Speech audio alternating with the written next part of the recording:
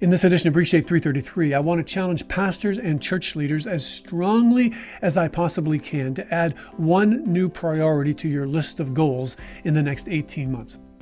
I want to highlight the priority, and I want to give you the 3 necessary essentials to do it. And I want to push you a little bit harder than perhaps I have in the past, and want to do it in the next 333 seconds. So let's get at it.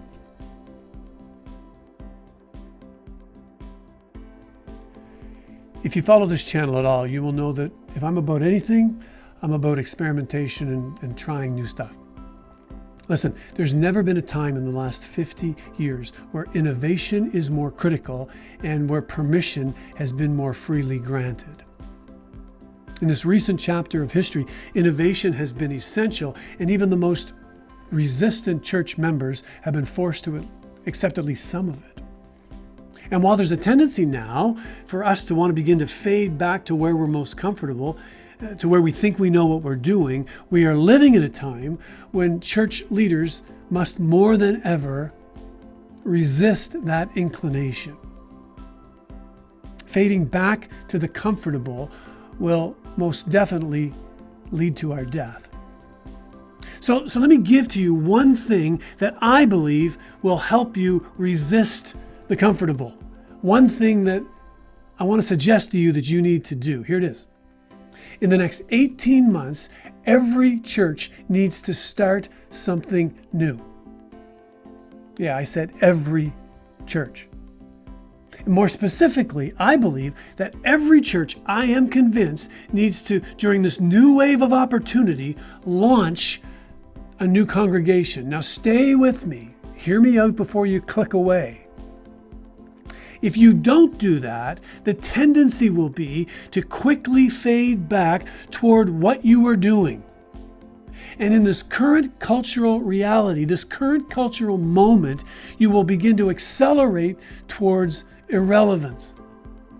Don't say to me that our church is too small. Small is, in fact, the new cool. Small relational settings where friendships are nurtured and where conversation is the heart of the gathering is the new way forward. If you're a church of 20, you can double in size in the next 18 months. If you start something new, a new micro congregation that exists alongside of your current congregation. If you're a church of 200, you can begin to reach some neighbors that very unlikely will they ever find their way through your Sunday doors. You say, well, how do we do it? Let me tell you how. You only need 3 things to start something new in the next 18 months. The right time, the right leader, and the right location. The right time, the right leader, and the right location. You need all 3, but if you have all 3, any church of any size, anywhere can do this. Number 1, the right time. And let me say, we are in the right time. Never has the time been righter. Innovation is more freely accepted, and never have people been more eager for connection and for community. It is definitely the right time. The right leader. Every new initiative needs a leader and a team of passionate, obsessive leaders. If you can find 3, I guarantee you that you'll be able to find 6.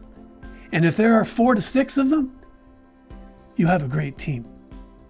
Give them a big sandbox and give them permission to play in it, and you'll be amazed at what a few dreamers can begin to create. Number 3, the right location. And let me say, the right location will become clear. That is a non-issue. Is it a living room? Is it a restaurant or a cafe before or after hours? Is it a coffee shop? Is it a seniors complex? Is it a community center? When the time is right and when the right leaders are given permission to play in their sandbox, the location will become clear. Every church needs to leverage this cultural moment and the opportunity that is in front of us. Start something new and do it in the next 18 months, maybe even 12. And let me know if you're in. Fire me a message. I would love to begin to dream with you, and I have some resources as well that might help you get started. Check out the description box below and you can see some of the resources there.